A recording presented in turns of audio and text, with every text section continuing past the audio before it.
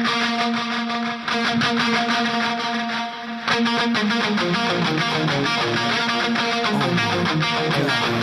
to another edition of Timoteo TV. Second week of the playoffs, semifinals. We had a great week of games. Last week, the first round of the playoffs, they lived up to all the hype, and I think they're just going to keep getting better. Before we get into some stuff, and introduce the crew here with me. As usual, coach of the Packers, Buddy Martinez.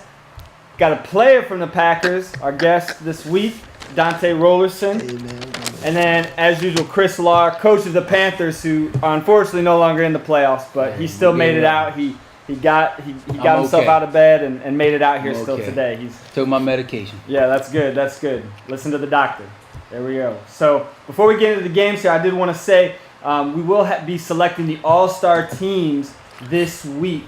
So be checking out the website for further announcements on if you made the all-star team or not. And it's going to be a little different this year in that you will be selected either for offense or defense. So if that's what you're selected for, that's all you will be playing during the all-star game. So make sure you don't only just see if you're on the all-star team, but if you are selected for offense or defense. So, and that following week, the all-star game is going to kick off the day, not this coming week, but the next week before the Urban Bowl at 3 o'clock. So make sure you're out there, ready to go, and we should have a great day of games. But before we can do any of that, before we have the all-star game, the Urban Bowl, we got to figure out who's going to win these semifinal games, right? The final four here we got. And getting right into it, 3 o'clock, Colts, Raiders. Colts have continually just, I think, surprised everyone. We keep thinking, oh, they're not for real, they're not going to make it, and they keep winning. Last week, beating the 49ers, had a big lead, almost lost it, but the Colts in that 4th seed, now 6-3, going up, though, against a tough Raiders squad. Hasn't lost since the first week of the regular season, 8-1, 2nd seed. Chris, what's going to happen? You're right. The Colts are the surprise story of the league. I mean, they are the ones representing the Justice Division, which is a surprise. And I just want to say, I think in the off season, I'm going to personally hold a Justice Conference where we're going to gather all the coaches together and some of the key players, and we're going to get together and we're going to scheme a way to get better. And we will be the best division next year. So be ready, coaches, for the Justice Conference coming up this summer. Now, the Colts and Ravens met week 5, right? And the Raiders spanked them 35-7, right? It was one of the lowest outputs of score the Colts had all season in their high-powered offense. The Colts, they couldn't score on the Raiders. But something that's interesting is up to that point, the first 5 weeks of the season, the Colts were giving up 40 points a game. After that game, they went down and they've only been giving up 23 points a game. So I think that's really the hidden story here of the Colts is not only have they been doing well offensively, they've been getting better defensively, and that's what you have to do to win in this league is you have to be a good defense. Bottom line, and that's it. And the Colts are getting better. But the Raiders' defense are on another planet right now. Best defense in the league? Possibly. I mean, right now, 2 times this year, they've given up 20 points to the Packers and to the Jets. Blowout squad. That's what's happening, right?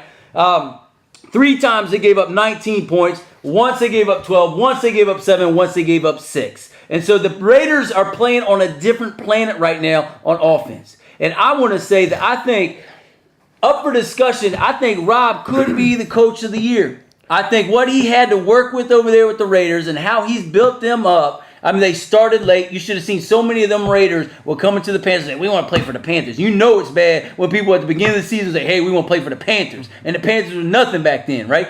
And here they are. He's taking a bunch of people who didn't want to play, and he's made something strong with them. And so, got to watch out for the Raiders. And I think the Raiders are going to be way too much for this Colts offense. I think they're going to expose them. I think the Colts are going to be able to say, hey, we had a successful season, but they're going to have to go to the Justice Conference so we can take this thing to the next level and be a contenders next year and show this other division what's really happening. I have the Raiders winning this game 26-13.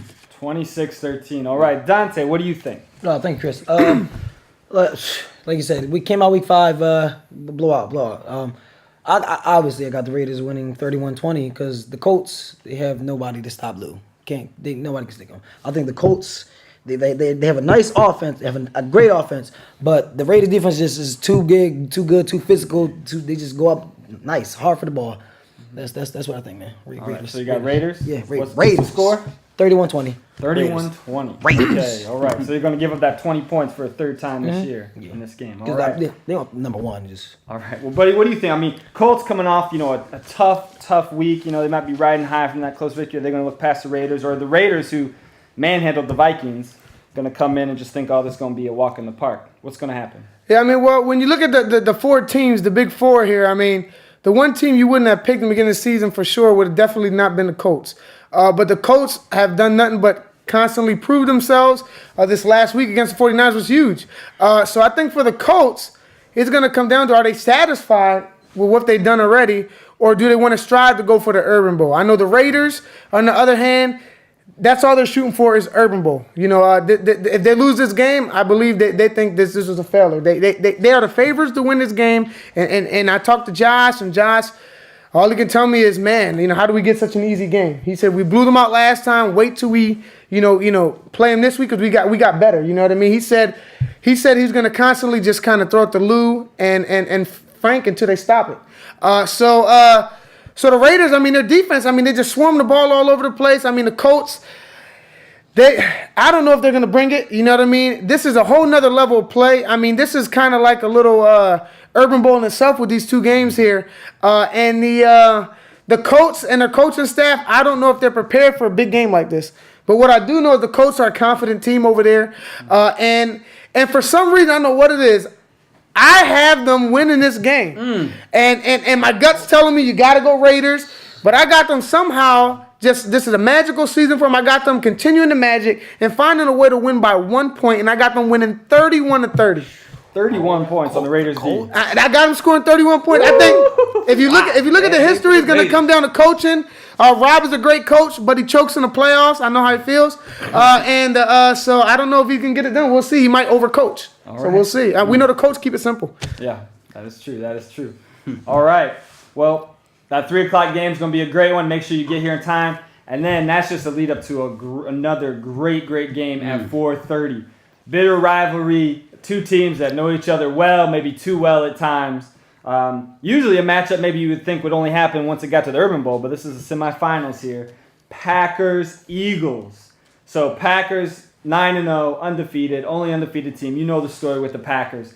Eagles 5-4, the 6th seed, but I mean they did not look like the 6th seed last week against the Panthers, where they just came in and looked like the old Eagles, the Eagles everyone thought they were going to be this season.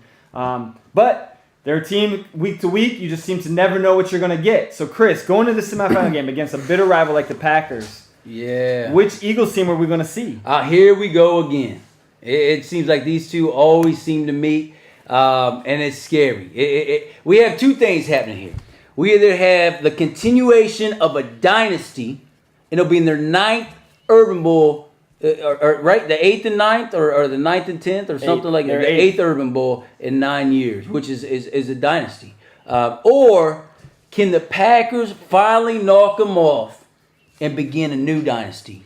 We could be looking at the beginning of a new dynasty. I think the winner of this game will win it all.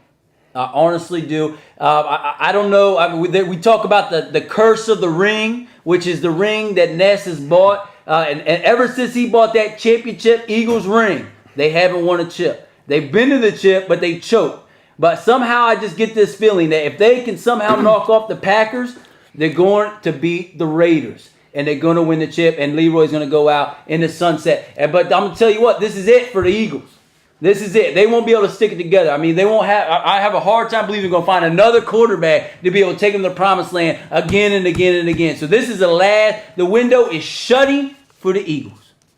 And for the Packers, I don't know. I see a hunger inside of them that I haven't seen in a long time. I see them working and not being flat. They're not sleeping on this. Not only do they want to beat the Eagles, they want to destroy the Eagles. They want to put themselves on the map, and they want to show that they deserve to be the new dynasty. They deserve to be the ones that go undefeated, right? And I'm telling you, if they win this game, they're not going to lose the Urban Bowl. So I have the Packers winning this in a close one. It's not going to be a big back and forth shoot. This is going to be a defensive, tough game where the Packers are going to squeak it out near the end of the game. Final drive, 23-19. 23-19. Woo. Well, I know who you're probably going to pick, Dante, but how's it all going to go down? Before I say anything, I'd like to shout out my 2 favorite players in the Packers, White Boy and Khalil. Number 16, can't be stopped. Number 11, obviously the best quarterback in the league. Leroy has nothing on him. We're going to come out high, a fast-paced offense. We're not going to get flat-footed. We're gonna just come out bomb them. The Eagles are not good enough at all.